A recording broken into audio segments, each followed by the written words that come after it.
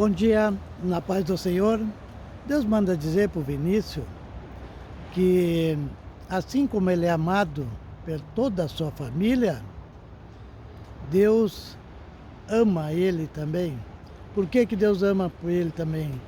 Porque ele é um escolhido de Deus, que não é eles que escolhem a Deus, é Deus que escolhe essas pessoas. Entanto que Deus escolhe ele, que está dando para ele um livramento. Que isso aí não é a separação, isso aí é Deus que está te livrando de uma coisa pior, porque não é copo bonito que mata a sede. Tu vai ver que vai chegar pessoa na tua vida bem melhor do que essa pessoa aí. Entanto que Deus tira o mal para botar o bem.